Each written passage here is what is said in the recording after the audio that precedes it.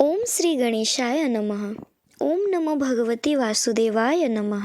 आपको पता है हम एकादशी क्यों मनाते हैं? एकादशी में तो हर कोई उपवास रखते हैं, पर आपने कभी सोचा है एकादशी कौन है?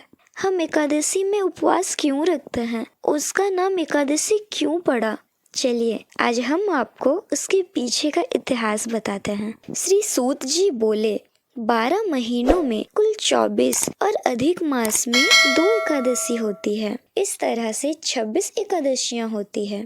उनके नाम मैं कहता हूँ, आप सावधानी से सुनिए। उत्तापन, मोक्षदा, सफला, पुत्रदा, सटतीला, जया, विजया, अम्लिकी, पाप मोचिनी, कामदा, वरुइनी, मोहिनी, आपरा, निर्जला, योगिनी, देवसैनी, पवित्र, पुत्रदा, अजा, परिवर्तनी, इंदिरा, पपांकुशा, रमा, देवउठनी, ये 12 महीनों की 24 एकादशियों के नाम हैं। अधिक मास में पद्मिनी और परमा, ये 2 एकादशियां होती है। ये सब नाम के अनुसार फल देने वाली है। इनकी कथा सुनने से इनके फलों का अच्छी तरह ज्ञान हो जाएगा। यदि एकादशी का व्रत तथा उद्यापन की शक्ति ना हो तो इनके नाम का कीर्तन करने से ही शीघ्र फल की प्राप्ति हो जाएगी। एक दिन श्री कृष्ण और अर्जुन दोनों बैठकर बातें कर रहे थे। तभी अर्जुन बोले, हे माधव, 1000 यज्ञ करके भी एकादशी के बराबर फल प्राप्त नहीं होता, तो सब तिथियों में उत्तम एकादशी क्यों है, यह मैं जानना चाहता हूँ। श्री कृष्ण चंद्र जी बोले, हे पार्थ, सबसे पवित्र एकादशी क्यों है, यह सुनो। पहले सतयुग में मूर नामक दैत्य था। वह बड़ा आश्चर्यजनक, महारौद्र और सब देवताओं को भय देने वाला था। हे पांडव, उस तेजस्वी दैत्य ने अपनी तेज से इंद्र, सूर्य देव, ब्रह्मांड, वायु, अग्नि, ये सब जीत लिए। इंद्र ने ये सब वृतांत शिवजी से कहा, हे देवों के देव महादेव, हम सब स्वर्ग लोक से भ्रष्ट होकर धरती पर विचार रहे हैं। हे देव, अब देवताओं की गति क्या होगी? रक्षा का उपाय बताइए।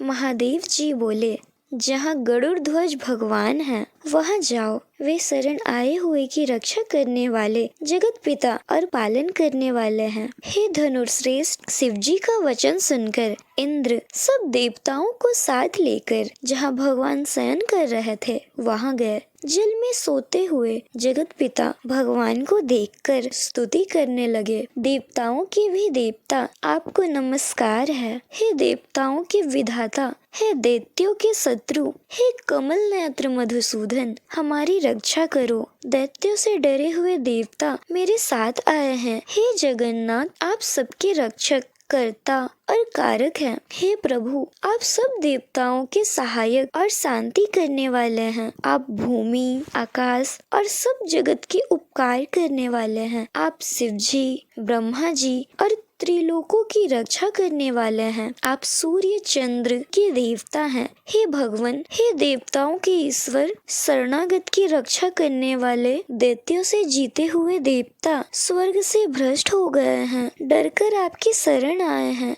आप रक्षा करिए। इंद्र का ये वचन सुनकर विष्णु भगवान बोले, वह कौन सा मायावी दैत्य है कि जिसने देवताओं को जीत लिया है? प्राचीन काल में ब्रह्म वंश में देवताओं को पीड़ित करने वाला भयंकर नाड़ी जांघ नामक दैत्य पैदा हुआ। उसका प्रसिद्ध बलवान मूर्ख नामक पुत्र है। चंद्रवती नाम की बड़ी नगरी उसकी राजधानी है। उसमें रहते हुए उस बलवान दुष्ट ने संसार को जीतकर देवताओं को अपने वश में करके स्वर्ग से हटा दिया है।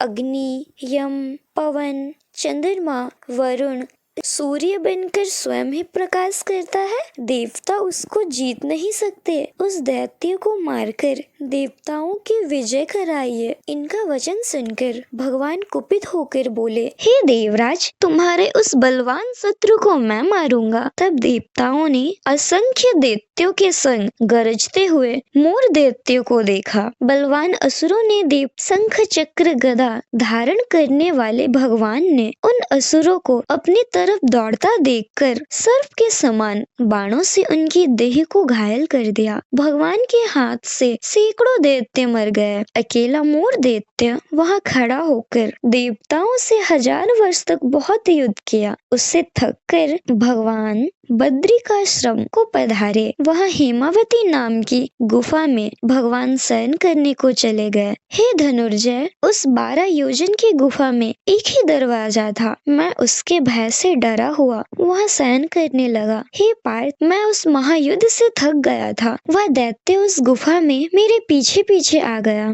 मुझको वहां सोता देखकर वह दैत्य मन ही मन में सोचने लगा, दैत्य को मारने वाले इस हरि को मैं मारूंगा। उस दुर्बुद्धि के ऐसे विचार को समझकर मेरे देह से एक प्रकाशमान कन्या उत्पन्न हुई। दिव्य शस्त्रों को लेकर युद्ध में ललकार कर वह दैत्यराज उस कन्या से युद्ध करने लगा। फिर उन महादेवी ने शीघ्रता से उस दैत्य के शस्त्रों को तोड़कर क्षण भर में नष्ट कर दिया। फिर वह भुजाओं से युद्ध करने को बड़ा बनकर के दौड़ा। देवी ने कुपित होकर आते हुए उस दैत्य का सिर काटकर क्षण भर में पृथ्वी पर गिरा दिया। खंडित सिर वाला वह दैत्य यमलोक को प्राप्त हो गया। तब भगवान उठे, खड़ी हुई दिव्य कन्या को अपने सम्मुख देखकर आश्चर्य से बोले, इस दुष्ट आत्मा दैत्य को संग्राम में किसने मारा? जिसने गंधर्व इंद्र सहित सब देवताओं को जीत लिया, जिसने लोक परलोक को खेल से ही जीत लिया और जिससे हारा हुआ मैं भी डर कर इस गुफा में सो गया था। कन्या बोली, हे प्रभु, मैं आपके ही अंश से पैदा हुई हूँ। मैंने ही इस असुर को मारा है। आपको सोते हुए देखकर यह आपको मारने को तैयार हो गया। इस श्लोक के कंटक का ऐसा विचार समझकर इस दुष्ट दैत्य को मैंने मार दिया और देवताओं को निर्भय कर दिया। सब सूत्रों को भय करने वाली मैं आपकी प्रबल शक्ति हूँ। त्रिलोक की रक्षा करने के लिए भय देने वाले इस दैत्य को मैंने मारा है। हे प्रभु, इस मरे हुए दैत्य को देखकर आश्चर्य क्यों हुआ, सो कहिए। श्री भगवान बोले, इस दैत्य के मरने से मैं तुमसे प्रसन्न हूँ। देवताओं का जो तुमने उपकार किया है, इससे तीनों लोकों में आनंद हो गया है। मैं तुमसे प्रसन्न हूँ। मैं ऐसा वरदान दूंगा जो देवताओं को भी दुर्लभ है। कन्या बोली, हे देव, यदि आप मुझसे प्रसन्न हैं और आप मुझे वर देना चाहते हैं तो यह वरदान दे, जिससे मेरा व्रत करने वाले मनुष्य को मैं महान पाप से भी छुड़ा दूं। हे भगवान, मुझे यह वरदान मिले कि जो कोई भी मेरा उपवास करे अथवा सायंकाल भोजन करे उसको मोक्ष मिले। भगवान बोले, तथास्तु। ऐसे लोग त्रिलोक में विख्यात होकर वैकुंठ में वास करेंगे। मेरी परम शक्ति तो एकादशी को उत्पन्न हुई है, इससे तेरा नाम एकादशी होगा। इस प्रकार उसको वर देकर भगवान अंतर्ध्यान हो गए और एकादशी अत्यंत प्रसन्न हुई। हे कुंती पुत्र, इस तरह से एकादशी की उत्पत्ति हुई है, जो सब पापों को नष्ट करने वाली तिथि है। हे अर्जुन, शुक्ल पक्ष का भेद न करके दोनों पक्षों में व्रत करना चाहिए। द्वादशी युक्त एकादशी सबसे श्रेष्ठ है। एकादशी का महात्म्य को जो एक पद में सुनता है, वह ब्रह्म हत्या से लेकर उसके सब पाप दूर हो जाते हैं, इसमें संदेह नहीं है। तो यह थी एकादशी की कथा। अगर आपको वीडियो पसंद आए तो चैनल को सब्सक्राइब करें, लाइक, कमेंट और शेयर जरूर करें। धन्यवाद।